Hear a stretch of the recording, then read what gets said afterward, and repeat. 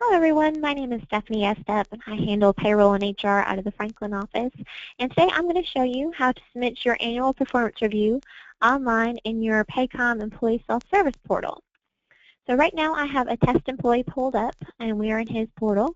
This is the same portal you use to submit your PTO request and view pay stubs. The only difference is that this employee now has access to this My Performance box. So to begin our actual annual review and to spin it, we're going to either go to the My Performance reviews right here, or we can access it on the sidebar here and go at it just by the same name, just as My Performance reviews there as well. For today's lesson, we're just going to go through the main box in the middle here.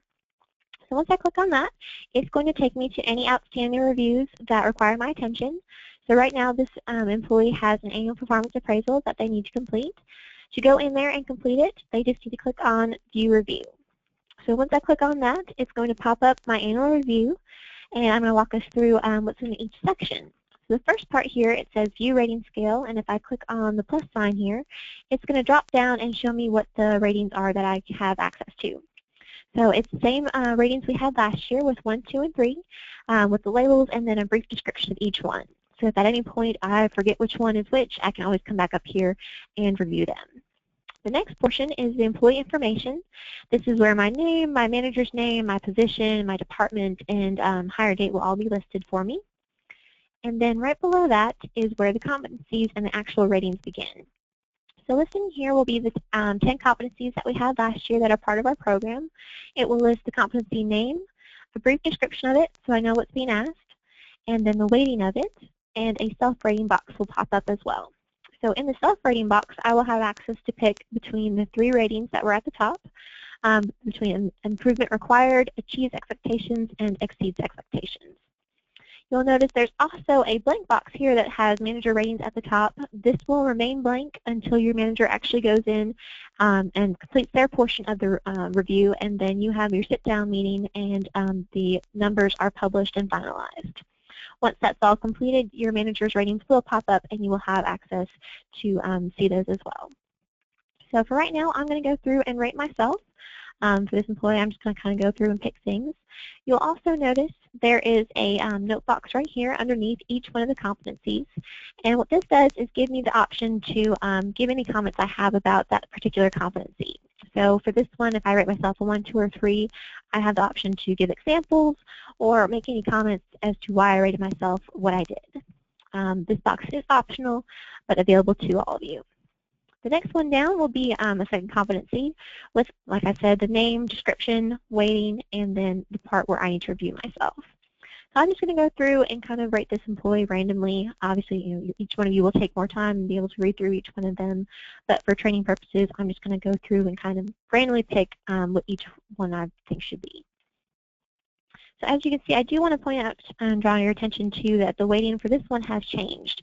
So the competencies are all in alphabetical order. However, some of them do have different weightings than others. So just keep that in mind as you're going through and rating yourself, and make sure that you are aware of that. So once I've completed rating this employee, I'm going to scroll all the way down to the bottom here. And you'll notice there is a notes box. This is for general notes, just on your review in total for last year. So if I have anything, just in general that I want to make a comment on that isn't specific to a competency, I could put all those general notes down here. Now once I've completed it, I'm going to hit the Save Changes button. And that will pop up and save everything for me. And I'll scroll back down to see what my total average rating is. And that will be at the very bottom of the review in a yellow line right here. So as you can see, this employee I rated a 2.1. The ratings do range from a 1 to a 3. So just keep that in mind. Now for right now, if I'm done and I just kind of want to hold off submitting it, I want to think about it a little bit more, since I did hit that Save Changes button, it will save all of the choices I made, and I can come back to it at any time. If, however, I decide that I'm done reviewing myself, I'm happy with my score, and I have completed it, I will just go ahead and sign here at the bottom, put today's date, and then hit Final Approve. Now, once I do hit Final Approve, I will no longer have access to make any changes to my review. it will give me a pop-up here, as you can see, of everything I picked for myself. So if ever I forgot what I rated myself, I can go back there and look at it. I just won't have access to edit it. I can also have the option to print off what I rated myself here at the top. Now, that's all you have to complete on your side of it as far as ratings go. But to go in and review the rest of your review, you can go to the second one on the drop-down here, that's Track Performance. Now, what this screen will pop up is all the different tabs that are associated with your annual review for 2015. The first tab that's automatically popped up here, as you can see, is the annual performance appraisal that we just completed. It'll have the 10 competencies that you just saw and rated yourself on.